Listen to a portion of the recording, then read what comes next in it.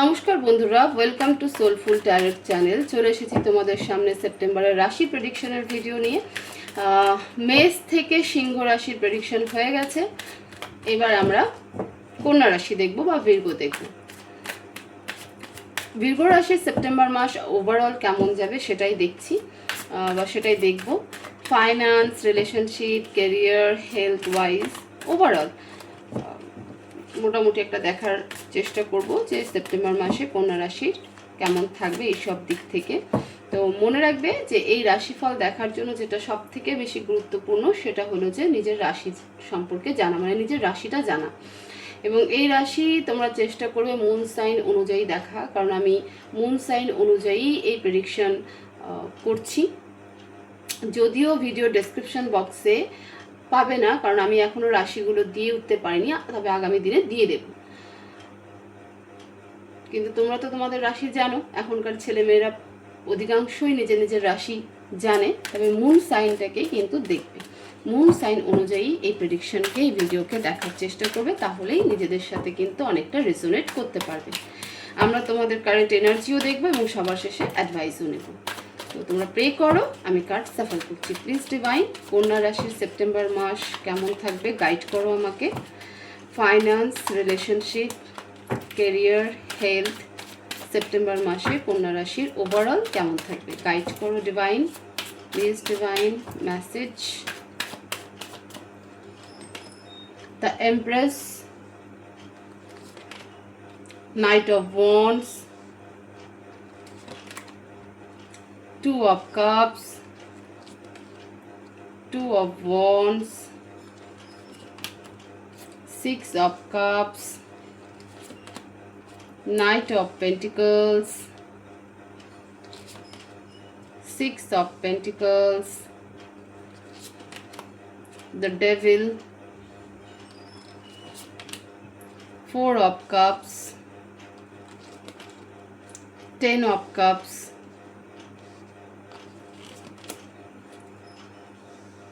King of Wands, Seven of Cups, bottom of the deck, Nine of Wands and Two of Swords. দেখো আমাকে আরেকটা card hopefully নিতে হবে। হ্যাঁ, the hermit, আমার মন বলছিল।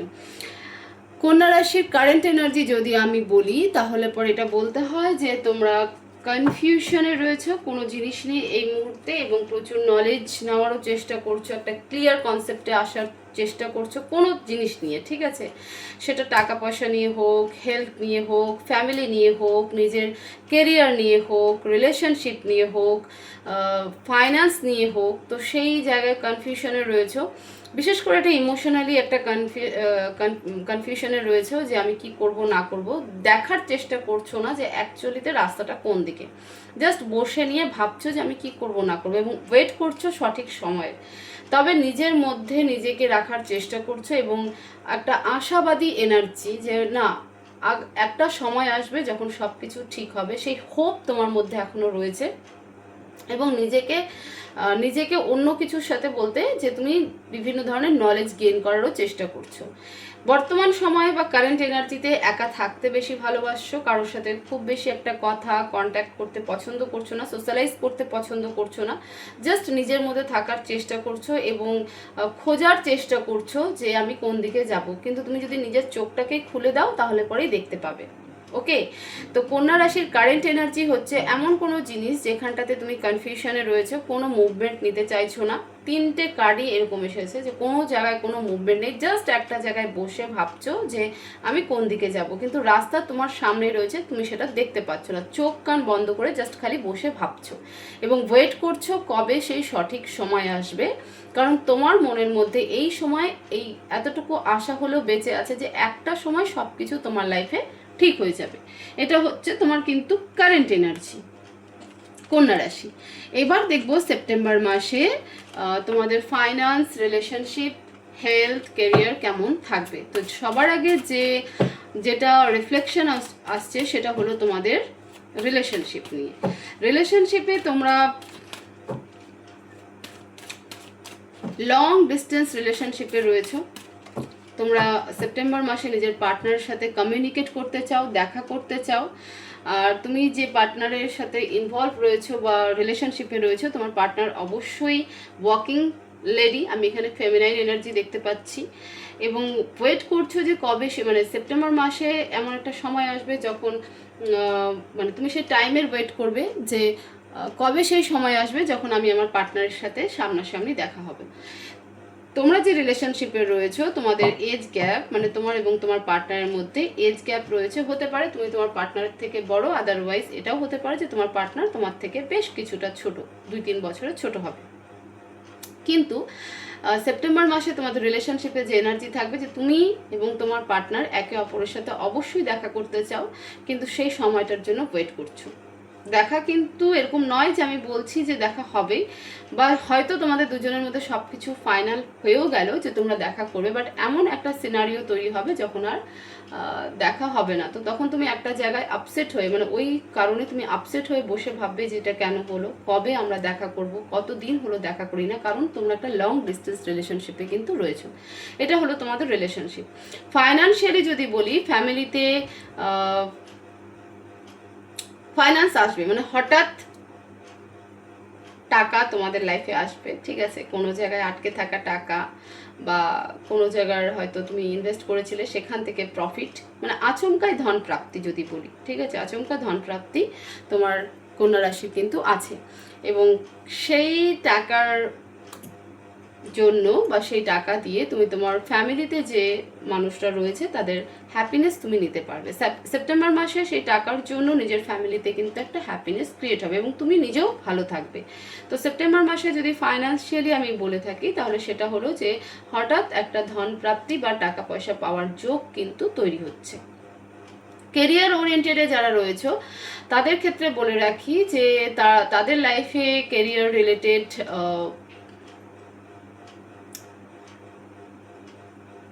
খুব ভালো তো বলতে পারছি না, তবে হ্যাঁ মোটামুটি। যারা জব পাওয়ার জন্য ওয়েট করছো, মানে যারা জব করছো না, জবের জন্য ওয়েট করছিলে, পরীক্ষা দিয়েছিলে, ইন্টারভিউ দিয়েছিলে, তো সেখান থেকে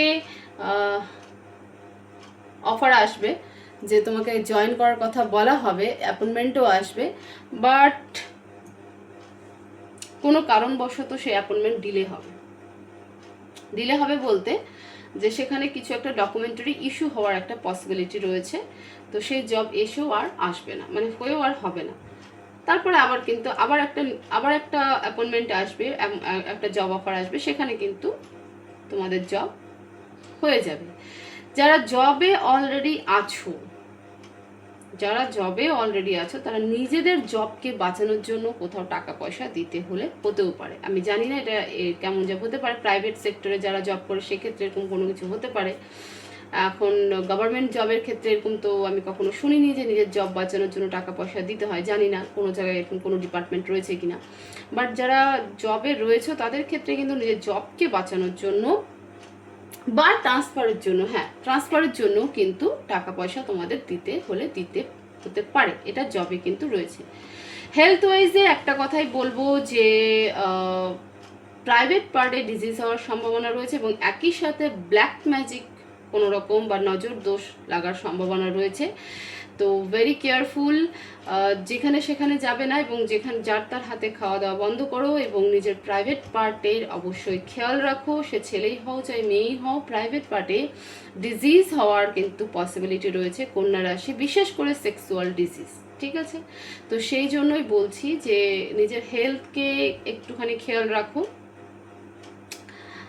আর হচ্ছে যার তার কাছে যাবে না, যার তার সাথে মানে যার তার হাতে খাওয়া খাবে না, যেখানে সেখানে যখন তখন বেরিও না, কারণ কোনো রকম ব্ল্যাক ম্যাজিক হওয়ার কিন্তু সম্ভাবনা রয়েছে, কোনো রকম নেগেটিভ হাওয়া লাগার সম্ভাবনা রয়েছে, নজর লাগার সম্ভাবনা কিন্তু প্রচুর রয়েছে এবং সেই কারণে কিন্তু হেলথ খারাপ হবে। বিশেষ করে যে জায়গাটা এফেক্টেড হবে সেটা হলো প্রাইভেট পার্ট কন্যা রাশির জন্য। তো ভেরি ভেরি কেয়ারফুল। এবার আমি হচ্ছে তোমাদের অ্যাডভাইস দেখবো কন্যা রাশির জন্য অ্যাডভাইস কি আছে। প্লিজ ডিভাইন কন্যা রাশির জন্য অ্যাডভাইস কি দিতে চাও? প্লিজ ডিভাইন কন্যা রাশির জন্য অ্যাডভাইস কি দিতে চাও?